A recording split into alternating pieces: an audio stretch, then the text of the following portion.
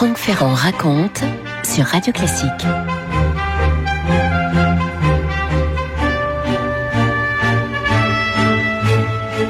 Si vous voulez vous faire une idée de ce qu'a pu être la Venise des années 50, allez donc voir le film de David Lean, Vacances à Venise, avec Katharine Hepburn. C'est la magie à l'état pur. Au mois de septembre 1951, le cinéma est à l'honneur à Venise. C'est la Mostra, vous savez, ce grand festival de cinéma. On voit toutes les stars du 7e art. En 51, on remarque tout particulièrement un film japonais, Rashomon, d'Akira Kurosawa, qui va remporter le Lion d'Or. Mais, pour tout vous dire, l'attention non seulement des Vénitiens, mais de tous ceux qui se promènent dans la Sérénissime est attirée à ce moment-là par un autre événement qui se déroule, ou qui va se dérouler dans un des plus beaux palais de la cité des Doges, le Palazzo Labia. Et regardez-le, ce palais magnifique, cet édifice au coin du Grand Canal et de Canareggio. On n'est pas loin de l'église San Geremia. Il a été construit dans un style baroque à la fin du XVIIe siècle par une puissante, une richissime famille patricienne de Venise, les Labia. Ils sont d'origine catalane, ces gens-là. Et évidemment, ils ont rendu de grands services à la Sérénissime, ils ont financé son armée en période de guerre. Bref, les Labia se sont fait bâtir un fastueux palais pour y organiser de fastueuses réceptions. On dit, alors je sais pas si c'est vrai ça, mais on dit qu'à la fin des réceptions, des grands banquets chez les Labia, on avait pris l'habitude de jeter la vaisselle d'or dans le canal, vous imaginez. Ensuite, les Labia ont vendu le palais au début du 19e siècle. L'édifice est passé entre plusieurs mains et, en 1945, un bateau chargé de munitions a explosé sur le Grand Canal et l'a endommagé. Et à ce moment-là, le propriétaire, qui se disait que les travaux devaient être un peu insurmontables, a décidé de vendre son somptueux palais à une personnalité bien connue, un Français richissime, un certain Charles de Bestegui. Franck Ferrand sur Radio Classique. Qui est-il, Bestegui? C'est l'héritier d'une famille d'origine basque qui s'était enrichi au Mexique dans l'exploitation des mines d'argent. Lui-même est un petit peu, j'allais dire, il est oisif. Oui et non, parce qu'il fait énormément de choses dans ses belles demeures, notamment au château de Grousset, à Montfort-l'Amaury. C'est un décorateur, collectionneur d'art, dandy, qui met en scène sa fortune, si vous voulez. Voilà, c'est un peu ça. Il lui arrive de demander à Le Corbusier de construire un appartement futuriste au sommet d'un immeuble sur les Champs-Élysées, mais après ça, il va organiser dans son château de Grousset, donc dans les Yvelines, des soirées qui pourraient tout à fait trouver leur place au XVIIe ou au XVIIIe siècle. Enfin, vous voyez. Et lui aussi, Bestegui veut donner au Palais Labia toute sa mesure. Il veut renouer avec l'époque fastueuse des Labia du XVIIe siècle. Et c'est du XVIIIe. Et c'est donc aux abords de ce palais que le 3 septembre 51, après 22 heures, se déroule une drôle de scène venue un peu d'un autre siècle. Pendant au moins 1h30, à bord de 400 gondoles et autres habitations, ça va créer un véritable embouteillage sur le Grand Canal. On va voir près de 1000 invités, costumés, masqués, qui convergent en direction du palais. Vous imaginez si les photographes s'en donnent à cœur joie, les Vénitiens aussi, qui sont massés sur leur parcours, penchés à des balcons qu'on a loués à prix d'or pour essayer d'apercevoir quelques célébrités dans ce défilé tout droit sorti de l'univers de Casanova. Et il y a même des vendeurs qui tentent d'écouler au marché noir de faux cartons d'invitation pour ce bal du siècle, pour cette parenthèse absolument enchantée et hors du temps. On a beaucoup travaillé partout en Europe et dans le monde pour préparer ce bal du siècle. Thomas Penquin vient donc de publier aux éditions Talendier un Charles de Bestegui, le prince des esthètes, et voilà ce qu'il nous dit sur les préparatifs. Au début de l'été 51, écrit-il, Charles fait soudain monter d'un cran la pression sur son personnel, ses équipes de chantier et ses amis. En véritable metteur en scène, il a distribué lui-même chacun des rôles et des entrées du bal en s'inspirant des fresques du palais. Pour cet événement évoquant les grandes heures de l'histoire de Venise, il a imaginé tout un scénario et entend le faire respecter par ses acteurs d'un soir.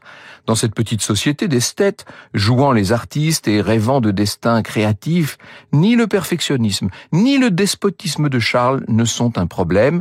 Ces exigences sont partagées par tous ceux qui ne veulent pas non plus d'une vulgaire fête déguisée.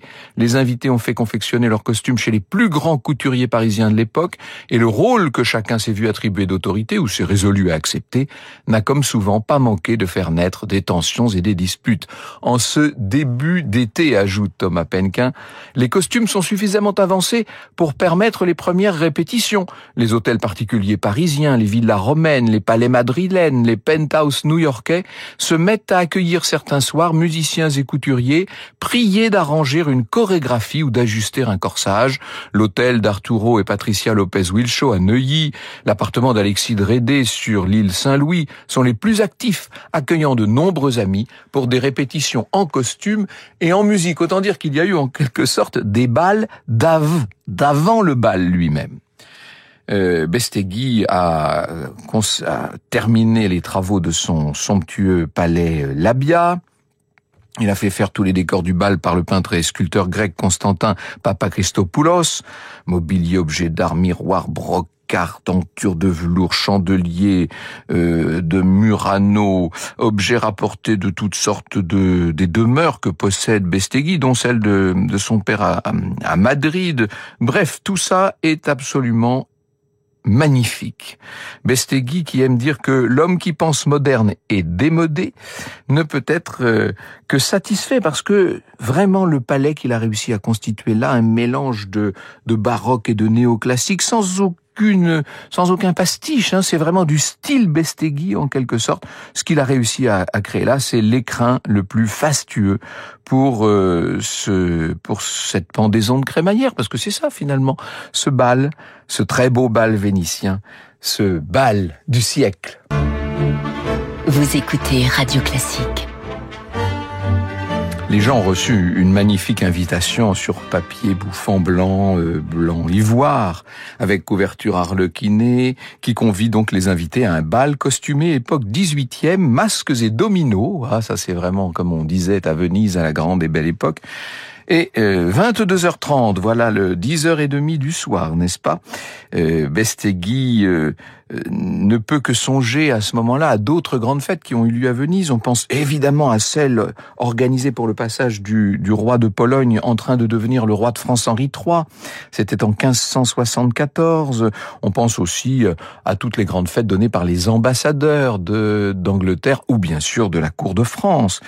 La veille du bal, sur les 1364 cartons d'invitation qui ont été envoyés à tout le Gotha de la planète, 900 ont reçu une réponse favorable. Et il y a là, alors vraiment tout ce qu'on peut imaginer, la plus haute noblesse d'Europe, les milliardaires les plus vaniteux du Nouveau Monde. Il y a là tout ce qu'on pouvait appeler à l'époque la Café Society, vous savez, et puis bien sûr des proches de Bestegui, des amis écrivains, artistes, stylistes, chargés de confectionner les costumes, cela. C'est le prince Jean-Louis de Faucigny-Lucinge, vous savez, qui écrit « Les invités étaient venus de tous les coins de l'Europe.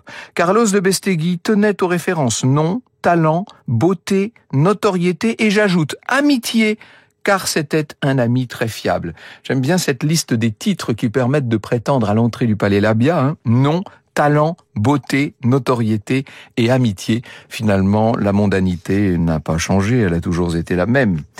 Donc les gens arrivent, je vous ai parlé de cette espèce d'encombrement sur le canal, des gondoles qui sont là à touche-touche, certaines ont été somptueusement décorées, et à leur descente, un peu toujours difficile pour passer de l'eau sur le quai, les invités sont accueillis par une sorte de gigantesque toile peinte qui occupe une partie de la façade sur le ponton et qui représente une savonnerie du XVIIIe siècle, avec en bas 75 valets de pied, s'il vous plaît, en livrets et perruques, qui escortent les invités jusqu'au premier étage, où le maître des lieux les accueille. J'allais dire les accuse parce que Charles de Bestegui est habillé en procurateur de Venise avec un très long manteau de brocart de soie rouge, longue perruque bouclée, des souliers surélevés avec 40 cm de talons qui lui permettent en quelque sorte de dominer l'élégante foule qu'il a invité à venir faire la fête. Don Carlos est là qui accueille les gens. On les voit entrer dans ce palais illuminé de centaines de grandes bougies avec des spectacles, bien sûr, notamment une pyramide humaine d'arlequins, des ballets. Vers 1h du matin, les invités entrent par groupe de costumes dans cette immense salle de bal qui a été illuminée par 8 lustres de Murano et dont les murs sont ornés de 2 fresques signées du peintre vénitien du XVIIIe, Tiepolo, vous savez. La rencontre d'Antoine et de Cléopâtre et le banquet de Cléopâtre. Le défilé s'effectue sur une musique qui a été composée par le marquis de Cuevas, directeur de ballet qui a épousé la petite fille de l'industriel américain Rockefeller. On joue tout ça dans on fait jouer tout ça par un orchestre du 18e, enfin en costume du 18e bien sûr. Alors regardez les gens très chics qui entrent là, Lady Diana Cooper bien entendu, qui prendra bientôt d'ailleurs le titre de vicomtesse, le baron Frédéric de Cabrol, ils sont en Cléopâtre et Marc-Antoine, tout à fait dans l'esprit des fresques de Tiepolo. Et voilà Barbara Hutton, la pauvre petite fille riche en raison de tous ces mariages ratés dont j'avais eu l'occasion de vous parler ici, vous savez. Elle est en Mozart, elle. La duchesse de Polignac est devenue le chevalier d'Éon. Autant dire que dans son costume Louis XV, elle s'est travestie. Le collectionneur d'art Arturo Lopez et son épouse sont l'empereur et l'impératrice de Chine. On a les très belles photos de Cécile Beaton pour ça, bien sûr. Et puis la princesse russe Chavchavadze, un des rares membres de la famille Romanov qui ait survécu à la guerre civile, étant Catherine II, et c'est un défilé qui n'en finit pas. Ensuite, vous avez 3 femmes vêtues de la même robe blanche dans le style du XVIIIe siècle. L'une d'elles n'est autre que Jacqueline de Ribes, qui a créé elle-même d'ailleurs cette très belle robe. Daisy Fellows considérée, oui, on doit pouvoir dire que c'est la femme la plus élégante du monde à l'époque, Daisy Fellows. C'est tout à fait l'incarnation de cette Café Society. Elle est en reine des Indes. La tenue est signée Christian Dior. Le couturier fait d'ailleurs partie des nombreux invités qui ont réalisé les costumes. Il y a aussi Elsa Schiaparelli, Nina Ricci, Pierre Cardin, Pierre Balmain, Balenciaga, Jacques Fatt, qui lui aussi a reçu la commande de plusieurs costumes et qui arrive déguisé en Louis XIV avec son épouse en reine de la nuit. Et puis Salvador Dali avec Gala, bien sûr. C'est incroyable. C'est une espèce de défilé sans fin de tout ce qu'il y a de rich and famous. Chaque entrée a été préparée par Boris Kochno, qui a été formé par Diaghilev. Il a été à bonne école, lui. L'ordre de passage, pour tout vous dire, n'a pas été bien respecté. On voit toutes les entrées dans le livre de Thomas Penquin.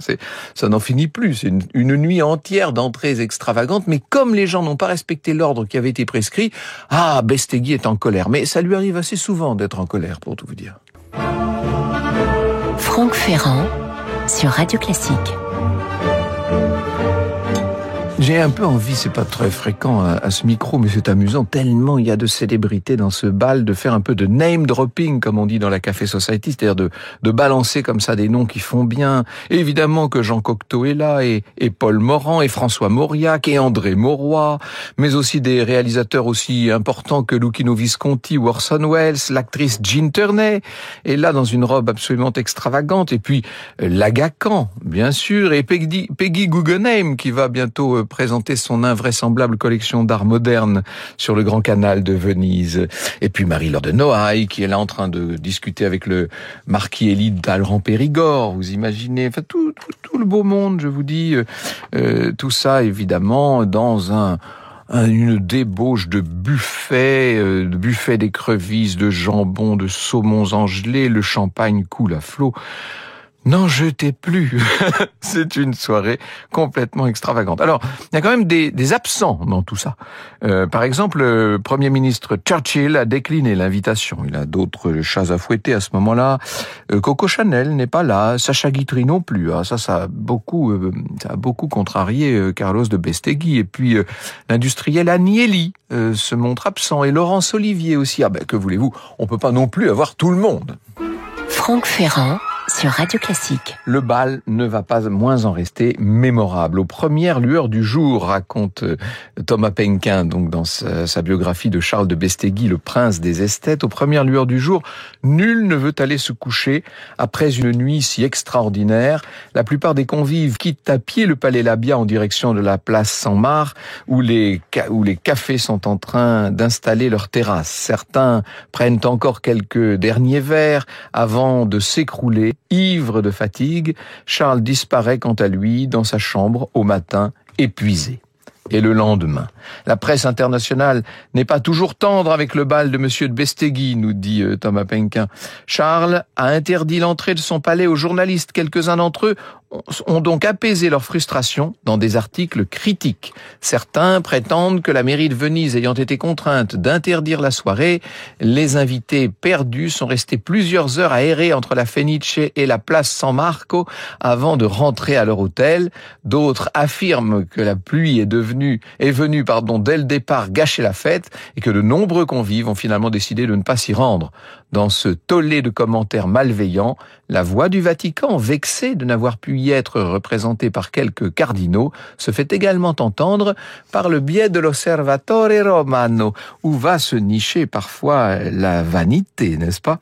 Alors on a de cette fête les grandes photos, je vous ai dit, de Cecil Beaton, bien sûr. On a les aquarelles également d'Alexandre Serebriakov, série d'œuvres représentant les moments clés du bal. 17 de ces aquarelles sont reproduites dans un ouvrage intitulé Labia, une évocation d'un palais célèbre et un bal fastueux. Bestegui va suggérer à Alfred Hitchcock de reprendre la scène du bal costumé dans La main au collet, qui sera tournée quelque temps plus tard avec Cary Grant, bien sûr, et Grace Kelly. Orson Welles, qui a participé au bal, va faire également dans Dossier secret une scène dont on doit pouvoir considérer qu'elle s'inspire de l'extraordinaire soirée donnée sur le Grand Canal. Ce bal du siècle, comme on va donc se mettre à l'appeler, ne fait pas l'unanimité, On dit que 100 millions de francs de l'époque auraient été comme ça claqués, grillés dans une seule soirée. Ça n'est pas la première fois que ça a lieu, mais évidemment, ça fait grincer certaines dents. Christian Dior n'en dit pas moins, ce fut la plus belle soirée que je vis et verrai jamais. La splendeur des costumes égalait presque les atours triomphants des personnages de Tiepolo peints à fresque sur les murs. Toute la profondeur de la nuit italienne plaçait ce spectacle nocturne hors du temps. Bestegui n'avait pas invité la méchante fée, dira Jean Cocteau. Le journalisme. La méchante fée, c'est le journalisme, nous dit Cocteau. Bien sûr, non. Donc, son bal est un désastre et il a plu. La vérité, c'est qu'il n'a pas plu et que le bal était une réussite. Bestegui avait refusé 8 millions des Américains pour filmer le bal. Et puis, je vous livre également le petit témoignage de Paul Morand.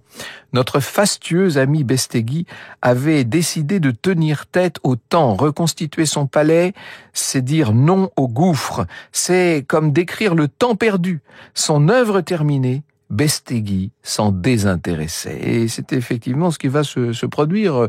On a l'impression que toute cette histoire de restauration du Palais Labia n'aura somme toute servi que de préparation au décor d'une fête, d'une seule soirée. Il n'y aura plus jamais de bal au Palais Labia. Il faut vous dire que Bestegui va aller de plus en plus mal. Il a des attaques cérébrales dont il va rester handicapé et il vend le Palais Labia en 1964. Qui est chargé de la vente aux enchères du mobilier du palais? Évidemment, le grand commissaire-priseur de l'époque, Maurice Reims, qui écrit « De la bouche de ce Mexicain qui, sa vie durant, rêva d'être pris pour un grand d'Espagne, ne sortaient plus que des propos soldeurs, à vendre, à vendre, à vendre. » Parvenu au centre de la salle d'apparat décorée de haut en bas par Tiepolo, il balaya d'un geste la reine de Troie et le dieu Vulcain.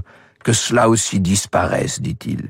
Il ne voulut rien entendre et me livra le palais. 700 objets dont il souhaitait tirer 300 millions de lire, que nous adjugeâmes pour bien plus du double, et qui, me révéla-t-il, ne lui avait guère coûté en vérité plus de 100 millions. Et oui, ça c'est la magie, n'est-ce pas? La magie de ces grands esthètes qui, à force de faire rêver, peuvent aussi parfois faire fortune. Vous écoutez Radio Classique.